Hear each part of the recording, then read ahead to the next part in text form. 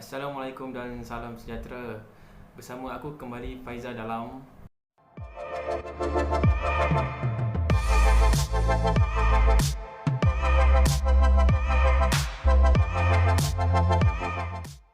Hari ni aku nak react satu video dari channel Indonesia iaitu MD Channel bertajuk 10 tradisi ekstrim yang terdapat di Singapura. Singapura abah engkau, budak abah engkau. Hari ni aku nak react video dari channel Indonesia iaitu MD Channel bertajuk 10 tradisi ekstrim yang terdapat di Indonesia.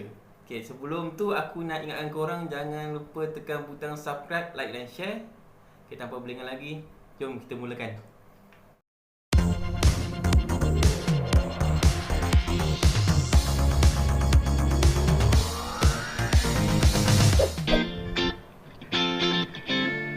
Hai semuanya, balik lagi di MD Channel. Indonesia adalah negeri yang memiliki keanekaragaman paling banyak di dunia, mulai dari budaya, suku, dan bahasa. Tapi hebatnya semua saling menghormati dan menghargai karena ikatan Bhinneka Tunggal Ika. Di sini kamu harus tahu kalau setiap budaya memiliki tradisi yang berbeda-beda sesuai adat dan keyakinan masing-masing. Tentunya akan membuat kita bangga sebagai warga Indonesia yang kaya akan keunikan dan ciri khas di dalamnya. Inilah 10 tradisi budaya yang pasti membuatmu merinding. Tapi sebelum kita bahas, kita mau ngingetin ke kalian nih guys.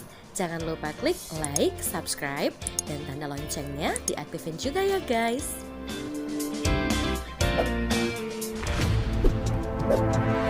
Di urutan pertama, Iki Pali, ungkapan kesedihan dengan memotong jari.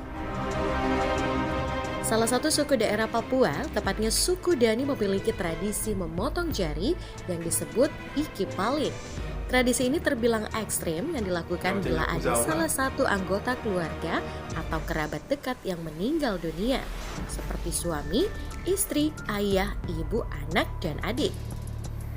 Suku ayah atau ibu dari anggota keluarga suku Dani wajib memotong jarinya sebagai simbol sakitnya saat kehilangan anggota keluarga dan untuk mencegah terulang kembali malapetaka yang telah merenggut nyawa anggota keluarga mereka.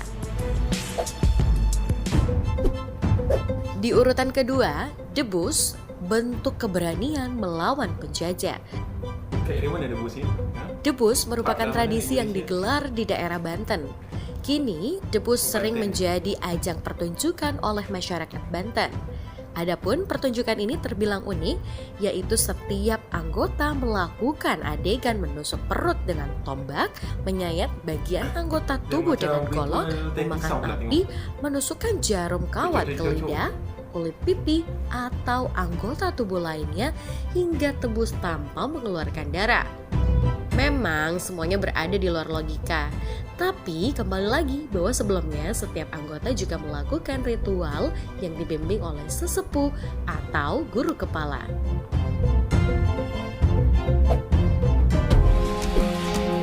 Di posisi ketiga, pukul sapu, walaupun berdarah kita tetap ramah.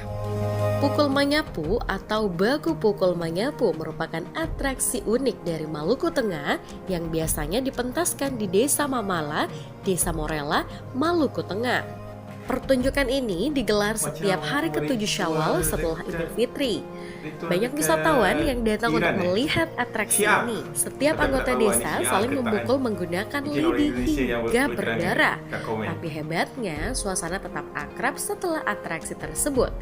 Adapun filosofi dari tarian ini sebagai pengingat pasukan Teluka Besi saat bertempur untuk mempertahankan benteng Kapapaha dari serbuan penjajah. Di posisi keempat, Perang Pandan Makarekare, bentuk persembahan kepada sang dewa perang. Di daerah Bali, khususnya di desa Bali Aga, terdapat sebuah tradisi upacara adat yang merupakan bagian sasi sembah, yaitu sebuah upacara adat berupa perang dengan menggunakan daun pandan sebagai senjata dan rotan sebagai tameng. Setiap pemain akan bertarung memukul secara bergantian. Tradisi ini merupakan bentuk ritual pemujaan masyarakat Tenganan kepada Dewa Indra, sang dewa perang. Karena itulah, masyarakat yang melakukan tradisi ini melakukan perang pandan tanpa rasa dendam. Di posisi kelima, Pasola, perang antar kesatria berkuda. Pasola merupakan tradisi asal Sumba yang sudah populer bagi wisatawan asing maupun lokal.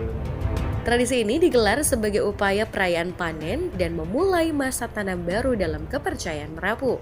Tradisi ini telah diwariskan selama berpuluh-puluh tahun dengan cara berperang menggunakan tombak dan kuda. Adapun filosofinya, setiap pemain yang terkena tombak dan berdarah, maka darah tersebut bisa menyuburkan tanah, yang berarti akan panen dan sukses.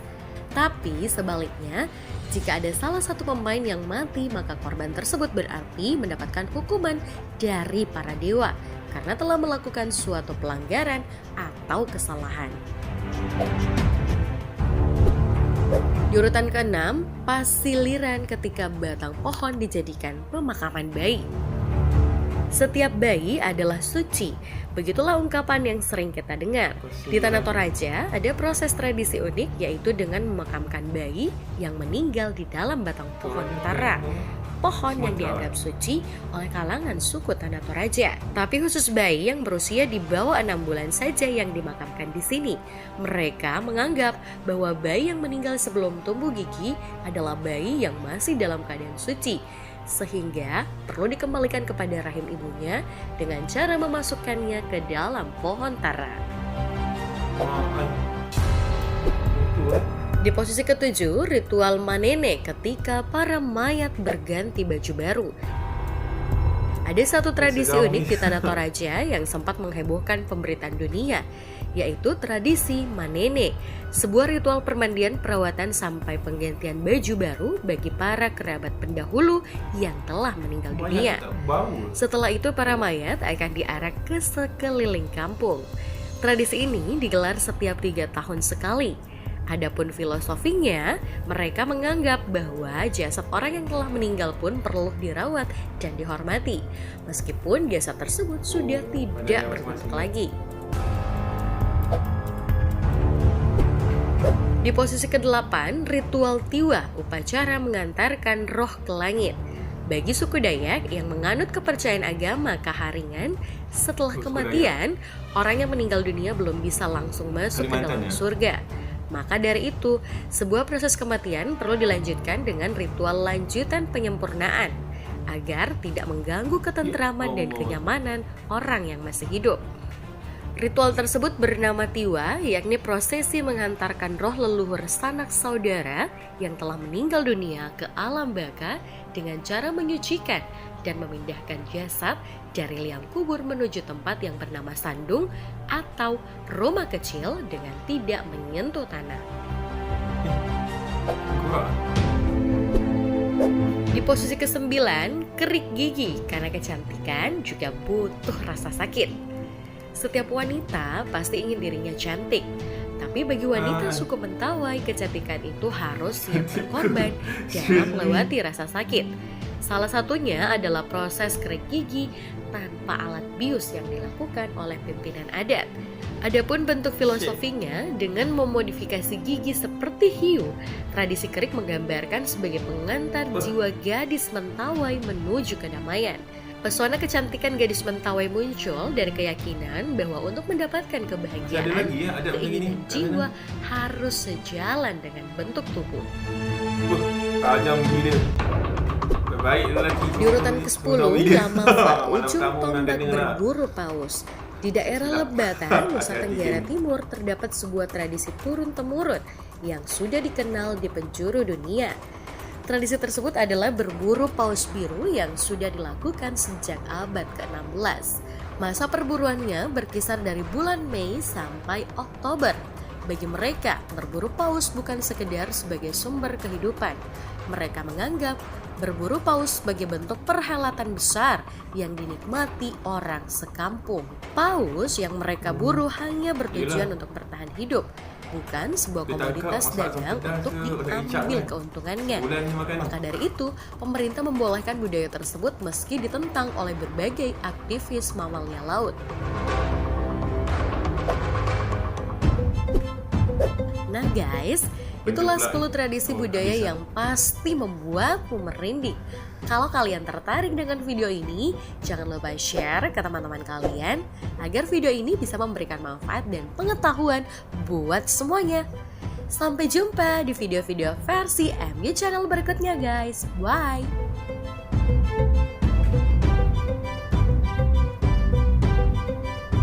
Oke guys, selamat guys sampai sini saja guys. Okay, apa yang boleh aku katakan di sini, kita kena tahu kalau setiap kaum memiliki tradisi yang berbeza-beza sesuai adat dan keyakinan masing-masing. Tak kisahlah sama ada di Indonesia maupun di Malaysia. Kerana kepelbagaian kaum dan budaya inilah yang menjadikan negara kita berbeza dengan negara-negara lain. Okey, sampai di sini sajalah video kita pada hari ini. Kalau korang suka dengan video aku, boleh subscribe, like dan komen di bawah. Okey, jumpa lagi next video. Okey, assalamualaikum.